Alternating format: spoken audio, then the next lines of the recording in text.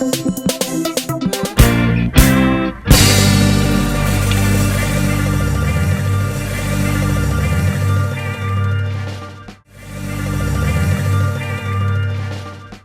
et messieurs, bonjour, bienvenue à vous tous. Bino Bozo Pesa Biso Confiance, Biso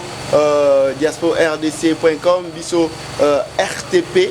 voilà, la RTP Yokangouya. Les autres toujours Pesa Bino message dans le cadre de l'émission Oyo Toyambi, Ponabino Moussali Lanzambe, Papa Jules Munanga Moufaume, responsable de l'église,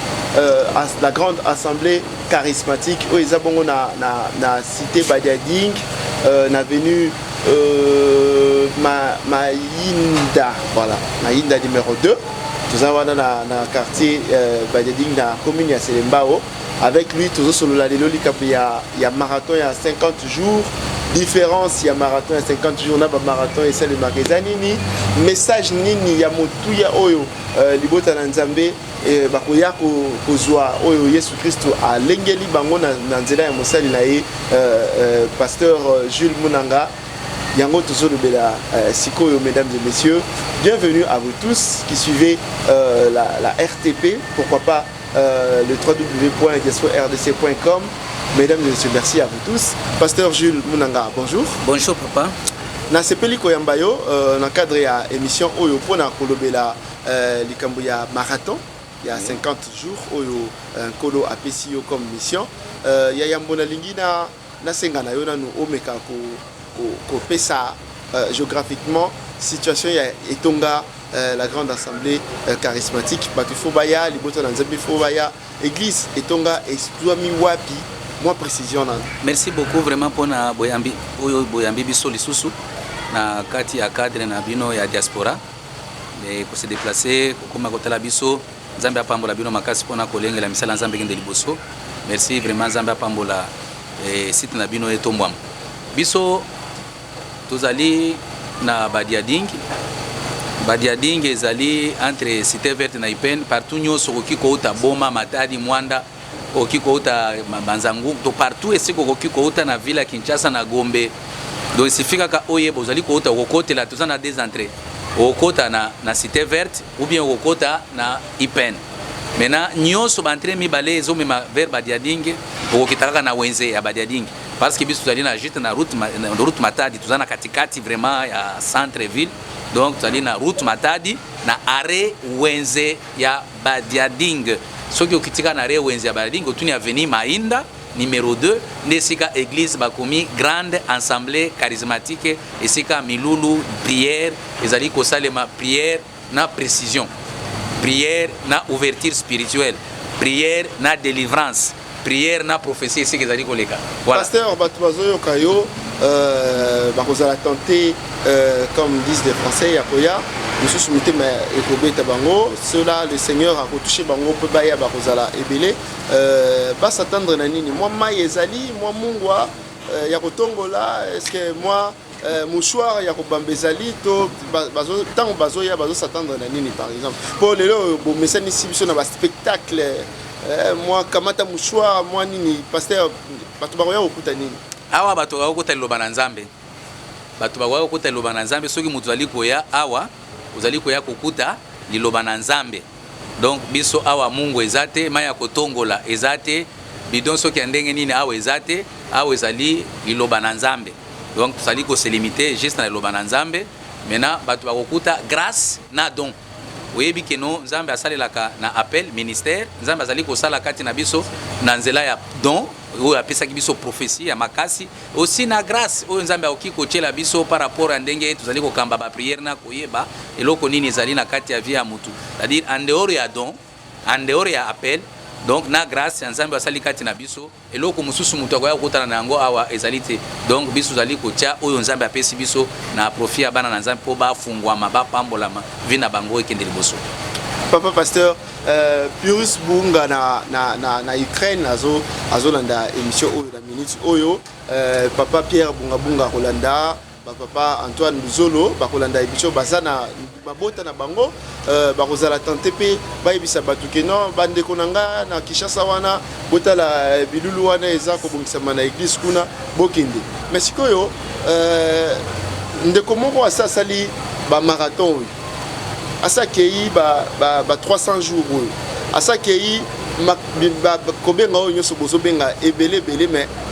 azozwaka na diplôme d'état te examen ezosalema ye azozwa kaka te akei oyo asuka kutala bayingi ndenge na kei boye yango nde akomi mpe na suka nango azwi kaka te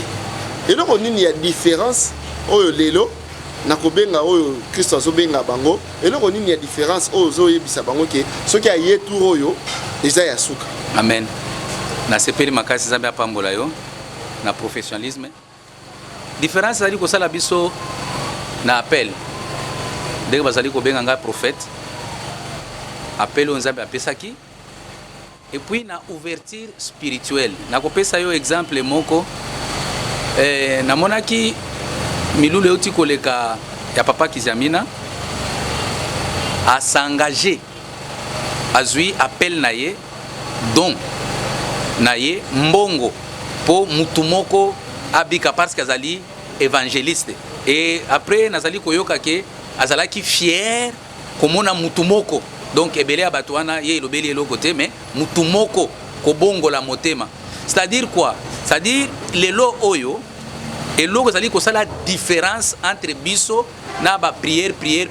ezali ouverture ya esprit sabe soki awepa na biso oye papa bato zali koloba lelo ke no ba pasteur zali ko expliquer beaucoup plus makambo ba démon ke makambo ya Saint-Esprit ba zali koma wana kozonga contre-pied to koma na mutuna wana donc c'est-à-dire ezali message oyo Nzambe apesi biso papa awepa na biso makambo soki ata mutu nyonso na église oyo okikotuna akoyebiso ke no awepa na biso ba edaka kofungola mutu esprit na ye mutu atali na uti wapi naza wapi nazokende wapi naza na difficulté nazoyeba te ko s'en sortir biso tokobanda komema yo okoka ko comprendre réalité ozali ko vivre eza vérité te eloko ozali ko vivre wana soki eza na munoko ya mboka na bino ndoki ndeko na yo moko asala kango parce que yo muto pesa kango kombo te et eloko nyonso eza na kombo soki obengi yango malade obengi yango na français c'est que na France eza mais lokola ezali existaki avant yo ozwango lokola ezwaki solution c'est que okozwa solution or solution ezalaka mibale sabe na Bible na Daniel Bible lobi boy Daniel azali komeka koluka Nzambe pona solution songolo ya bandeko na ye maintenant akoti na ye prière na ye azalaki koluka mokolo moko asambela Nzambe a répondre ye maintenant premier jour ya prière na ye Nzambe pe a répondre ye Nzambe a dépêché ange akende koyebisa ye makambo zaki nango posa maintenant eye kosalema ete tango ange azali kokita akomi na mapata ange a ténèbre akangi ye eloko elekelaka nga komona chef de l'état apesi mutu autorisation akende na province akende koede mutu mais bakanga ye autorisé par le chef de l'état Nzambe atindi ange baye pona kopesa Daniel message mais autorité ekangi ye nalingi nakota na profondeur na makambo wana te tango bato bakoya koyeba eloko nini bato azali kosambrier likolo oh prophétie oh bato azali na makambo ya se mingi basali anza batombola ba esprit na bango makambo ya se mingi pasteur ezali peuple de Dieu te ezali population te na se mingi oyo tovandi na mabele oyo tovandi eza po ivrer l'équipe makasi soki totali lelo ndenge Yesu alobaki laisser livrer et les blés mokolo nango akolongola yango mais degré oyo tokomeli lelo ivrer l'équipe makasi tozoyeba lisusu te esika nini totia lokolo yo ye na message ya spiritualité et tout ça mais bato bazotala voilà encore un autre qui sort avec un autre message mais na suka nango ekozala kaka 14 kitunga ya mabonza ya différentes combo donc voilà bato basi balembi papa mombembo ezalaki nango bien mais pesanga chance ya ko expliquer bato makambo bazoyoka yo papa bazoyoka yo pesanga chance vous savez réalité ivrende leki réalité oyo ange ayaki ko expliquer Daniel Daniel ayebaki te mais Daniel eloko esalaki ye ezalaki persévérance oyo ezalaki couverture ya bénédiction David danani Daniel azalaki na couverture ya bénédiction c'est pourquoi alachaki te azalaki na couverture eloko ebandaki kotindika ye kende ti 21 jours ezalaki couverture ya bénédiction, c'est-à-dire nzambe azalaki na ye na accord moyen asala autrement ezalaki te ifale akende ndenge wana mutu azali ndenge wana eza ndenge Marie bazali koyebisa ye keno okobota nzemi ezalaki deja na couverture nde memaki ye Marie keno quelle que soit circonstance akoki kozala dévierge te il faut choix wana ekomela ye couverture ya bénédiction ezalaka oyo bato azali koexpliquer yango papa ngana azalaka à l'aise na spiritualité parce que bato ebele bayebi makambo oyo te maintenant eloko nini ye kosalema tango ange ayebisi Daniel boy alobi ete depuis les premiers jours qui aye à cœur de prier déjà nzambe atindaki ngai réponse na yo déjà ezalaki 21 jours oyo ezalaki pasi nazalaki arrêté quelque part nde toye koyeba ete likolo awa ezalaki na roi mosusu oyo empêché ye na se awa ezalaki na roi mosusu oyo azali koempêché maintenant sikoyo okoki koexplike biso ndenge nini keno oroa wana azalaki alukuta ezalaki te non batu bazali kozala na se ya bokambami ya ba autorité ya ba famille esika bazali kouta nde problème munene maintenant il faut ko expliquer yo ndenge nini okoki ko dominer likolo ya ba ennemi na yo nde oko dominer mais oko utiliser puissance ya Saint-Esprit par le nom de Jésus-Christ maintenant nde oko régner nzambe apesi yo kombo na ye apesi yo makila nga na yebite papa bato bakozela susu eloko nini nzambe alobaki keno po mutu azala bien il faut Yesu Kristo akufa Yesu Kristo akufi Yesu atala alobi tendenge na kufi na moni bato aso continuer kaka pauvreté alobi bo ifona tika molimo santo akitisi molimo santo aye mais okomona mutu aso tuntuka na église ba église ozomona ba église na biso oyo ya ba église protocole propanani pasteur azali ko futela ndako ya $50 te azali ko tuntuka dimanche na église azo tuntuka a prophétiser a profiter abimi akekola la nzala mais ye na Saint-Esprit nzambe atala alobi ke non malgré Saint-Esprit bato azali ko kauka kaka il faut na sala nini il faut na pesa bango cadre donc nzambe apesi bango église alobi ete non le pouvoir de la mort ekoki jamais kolonga église il a fait les dons aux hommes nzambe azui ngai apesi ngai likabo ngai en réalité zali esprit oyo nzambe za kati na nga na don oyo façon nga nazali ko expliquer batu makambo ya nzambe ezali grâce na mission oyo nzambe apeseli ngai nde ezali kobikisa eza ndenge moko na expliquer yo keno ndenge moko pasteur nani evangeliste asalaki baba ezali ye na grâce na ye nga na koki kosala makambo asalaki te wana ezali ye na grâce na ye par rapport ya o miracle nyonso emonanaki oyo tusa banda ministère na ye c'est-à-dire eloko ekosala différence bato basatendre na yango ezali grâce oyo nzambe apesi ngai na don oyo bato apeseli ngai voilà un peu oyo changement na différence bozolanda biso na RTP bozolanda biso na www.diasporardc.com nazoseka parce que makambu prophète azoloba déjà komi kokota ngai na kati ya motema donc bino oyo bozolanda biso sikoyo bozwa mbela oyo boya na etonga la grande assemblée charismatique oyo eza na cité Badiading na commune ya Selembao na avenue Mainda numéro 2 arrêt Wenze soy bokomi boko mona église la grande assemblée charismatique maman na likambo oyo ya 50 jours il y a marathon ezali qui es-tu grande montagne oui verset wana il va rappeler mingi qui es-tu grande montagne devant Zorobabel qui es-tu grande montagne liboso ya mwana na ngai écrit mais papa na kei marathon oui na kei grand séminaire na kei différentes manifestations de l'esprit de ndenge nyonso ba église ezobenga biso na kei nazongi na stérilité na ngai na sali neti ana na leli pe mais nazozonga na stérilité na ngai bosikoyo nazokendeke moto alokaka ngai mpona nabota te ye mpe azokende na ngai elongo na église to nabondeli ye mpe abondeli mpo likambo na ngai elongwa te nazongi na ndako sikoyo yo elobi ke nzambe apesi yo marathon oyo ya enseignement mpe ya prière mpona kobikisa ngai moto oyo naza na problème ntango nazoya sikoyo na etonga donc c'est-à-dire merci papa problème na biso ya monene ezali awa ezali premièrement naza na mission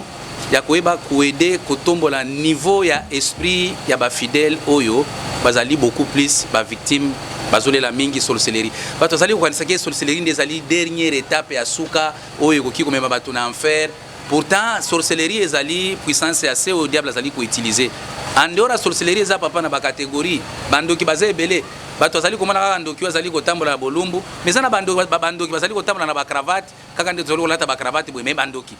Mais na problème na ngai ezali que non à partir ya ba enseignement epesa yo puissance, pouvoir, autorité likolo ya esprit na yo. Comme ça esprit na yo ela ta pouvoir ozala na makoki ya ko dominer esprit ya muto ya nyoko la kayo. Soki ozana combat ya batu parce que combat ya batu ezali, combat aussi ya milimo ezali. Maintenant ezana batu ezali ko bunda ndenge Jacob abundaki na batu alongi, abundi na Nzambe, abundi na milimo alongi, abundi na Nzambe alongi. C'est-à-dire ezana batu oyo il fallait pe ba koma na dimension na ponda ko koma na dimension ezali ko senga explication ba aider yo na enseignement. Voilà eloko koki ko sambela. Voilà valeur na yo. Soki ozali na eta ozana yango wana ezali prenza vi na yo te. Nzambe abongisaki pona yo oyo. Tala ndenge il fallait osambela. Tala ndenge ozali ko sambela. Papa oki ko sambela kaka na kolela. Nazo mona ka batu ebele bazali kolela. Oyo asala ki maya miso eza Nzambe te. Asala ki maya miso po ebima. Mais soki ole linde impulsionner Nzambe ke no Nzambe na leli Nzambe ayokele o mao. Mais ozali kolela pona nini? Na makambo ya Nzambe kolela ezali étape ya bomwana. Soki ozali ko sambela na kobanga okozwe eloko te. Soki ozali ko sambela na ignorance okozwe eloko te ezali ko continuer pasi na yo na kati ya ténèbres. Maintenant problème ezali ya munene ezali conscience. Okomona ba makambo lokola oyo boye ya esprit ya ouverture ke ya kato sambele longo ngai na ndimi na koki ko pesa o camera okota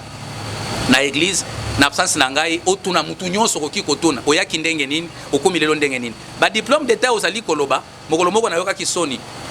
to sambeli pona bana awa bazui ba diplôme d'état maintenant na jeunesse mwana moko azalaki secrétaire mais olia koma je suis diplômé d'état a commis je suis. C'est-à-dire malgré kozanga maele na ye mais grâce oyanga na engagaki na vie na bango eye kopesa bango ba diplôme en réalité Nzambe o nazali kosalela afinika kabana nde secret munene oyo nazana yango ya koyebisa bato donc oyo Nzambe apesi ngai afinika kabana na se ya mapapu. Bible lobi ete Jérusalem timo kolonini okotika bon donc na kotika kolela parce que nazali lokola soso oyo alinga afinika bana na bifalanga me oboyaki mena lelo oyo bon. C'est-à-dire grâce oyo ngai efinika kabatu oyebi ke na regretta ke loko na lobite mwana oyo a mérité te kozwa diplôme d'état il fallait azonga nanu maintenant nga na sambeleli azui diplôme d'état tie fufu mais mayele na ye etikali tout ça na batu ebele lo sambeleli azui mbongo ebele abali deuxième bureau.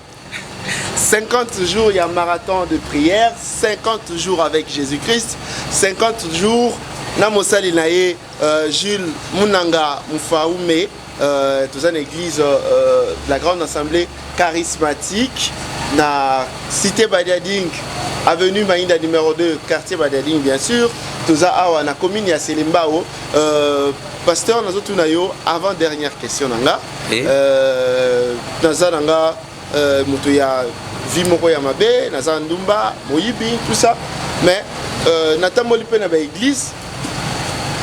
ezali ya Nzambe ayebisinga ke ozozwa libala kala mingi te Nzambe azoloba na mutu moko awa ke vie na ezo changer mais makambo oyo efwe bongola ngai mpona accéder na makambo wana na yo kite alors na tiki na nga okende ba église mpona moni ke makambo oyo nakendeke koduka par exemple il faut beta motema nanga nazokuta yango te différence siko ya message oyo za nango na o wana isa ndenge. Merci papa. Ngai nazalaka d'abord contre ngai nazalaka contre ngai natala pe télévision nazalaka contre komona ndenge nini mutu pasteur olia aider yo obongola motema ozala siko na capacité de domination ya ba esprit mais pasteur azali ko falsifier sala maboko boy ozwi mbongo ebimi na ba poche mais na mbongo ane komema yo na bar nazalaka namona kango bala nazana souffrance pour la télévision donc nazala souffrance vraiment ya kolanda ganga makasi ozo libala donc ganga makasi ozo kende poto kanga miso mbala moko mikuti na poto donc makambo moko boye donc non maintenant siko mutu akomi votre message de l'esprit votre message siko yo ngana zana pasi yango nazali koyebisa batu boye mutu azali oyo mulimo na ye ezali Pierre alobi boye je n'ai ni argent ni or ce que j'ai je te les donne au nom de Jésus. Maintenant problème nanga ya munene ezali ete mutu akoki kokende te mosika soki azali na état ya esprit na ye eza médiocre oyebi ke bitumba tozalaka na yango diable abundisaka bato d'abord na niveau ya kosuye esprit. Donc soki esprit na yo eza bloqué suye, même esprit baanteraka, diable aseparaka esprit na ame ya mutu,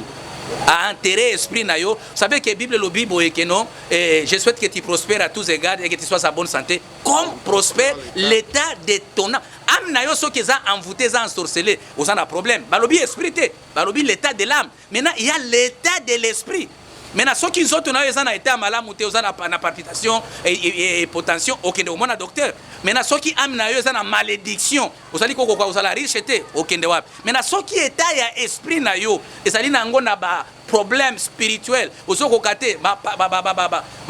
pour ceux qui ont douche ba to moni ke muto ke ko sokola yo sala na yo masturbation nini babo. Sikoyo ozo yebsanga ke non biloko zo sala wana ezali pona kuede yo. Non, ozali ko sala ba couche spirituelle likolo ya vie na yo. Makambo ba to sala na ba université. Ya muto azali ko futele o minerval, azali occultiste. Ya mutu oyo azali kozwa lokola mwasi, azali monde à ténèbres. Moyena ki l'église ezate po papa pasteur azwanga makango pasteur. Sikoyo biloko nyonso wana ezali kaka busoto likolo, mais lobi mutu akofuta mais akoyeba te ke no makambo na salaka nde ezali komemelanga ba problème nyonso oyo. Alors biso tali ko aider batu kolongola batu na busoto likolo ya esika batu bazali kovanda. Donc biso vraiment message ya esprit ezali to longola esprit na yo na ignorance, na busoto, na lourdeur oyo ba esprit ya richesse il faut esalela yo, mais yo otangi papa ndenge oza boye oza na nzoto, oza na molema, oza na molimo. Maintenant ndenge ozali boye okoki ko vivre kaka te na molimo, o vivre kaka na nzoto ou bien na molema. Ndenge oza boye oza na bandeko na yo, oza na ndeko no il faut asunga yo, oza grand frère nanga il faut apesa yo, mais bandeko no nyonso aza ba pauvre, mutu akopesa yo azati. Ndenge oza boye oza na molema, makila, puissance ya makila, ke ndenge nazali boye molema na ngai a partir ya makila na ngai, âme na ngai na koki kozala intellectuel, na koki kozwa musala na zui diplôme, na zui musala efutinga na komi riche, mais musala na yo ozwaka te. Ndenge oza boye oza na esprit, esprit na yo biki na kosambela to na kosala kisi, na sali kisi ne simbi, na sali na sambeli pe vi na ngai changer à partir de esprit, mais yo osambeli ozomona eloko te. C'est-à-dire eza na état ya donc état ya donc nini état général na yo ezali médiocre, esprit na yo enterré, âme na yo futi, corps na yo malade. Siko yebsanga mutu andenge wana okoki kopesa $100,000 kende osala commerce ako kwaya. Merci à vous tous qui nous suivez. Je vous rappelle que je reçois pour vous le pasteur Jules Munanga Moufa Oume Oya Église, la grande assemblée charismatique. Nayambaki pasteur pour Nakolobelati, il y a 50 jours, il y a marathon, il y a prière, paix et enseignement. Oui. Pasteur Tokomi na chute na suka ya émission na biso libota na nzambe bazolanda yo en 1 minute. Oui. Pesa appel na yo na bandeko nyonso bazolanda. Na bengi bango mama ozali kolanda ngai na yebisio ke okozala ya biso te, na bengi yo te po ozala ya biso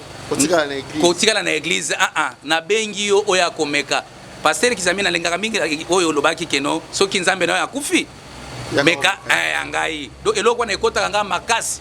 do na sepelaka na ngo makasi keno yo kozala uzana problème déjà esika ozali wana, mais siko yaka ko s'appuyer et pas na ngai parce que ngalelo 20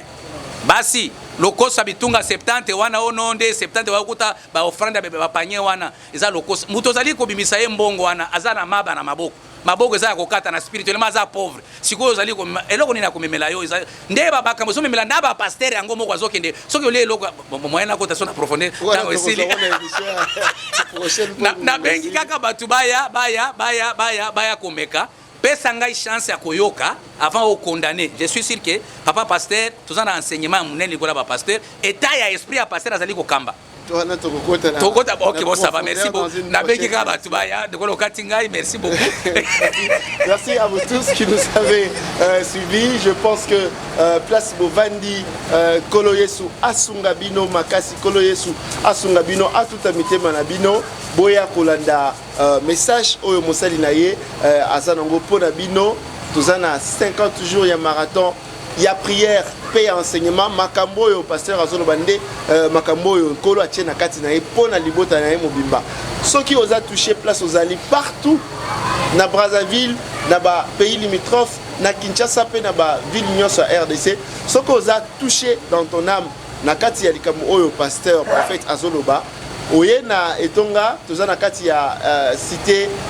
Badiading na avenue Mainda numéro 2 église kombo nango la grande assemblée charismatique et simba mbongo na visionnaire papa prophète Jules Munanga Mufaume. Moi j'ai été content comme ça de vous présenter cette émission. Je prends congé de vous mesdames et messieurs. Je vous retrouve dans le prochain numéro toujours avec le pasteur. Cette fois-ci toko kota na kati vraiment pour boyeba message nini pasteur Kolo Achekati naye natiki bino na maboko ya Kolo. Bien bye bye à vous tous.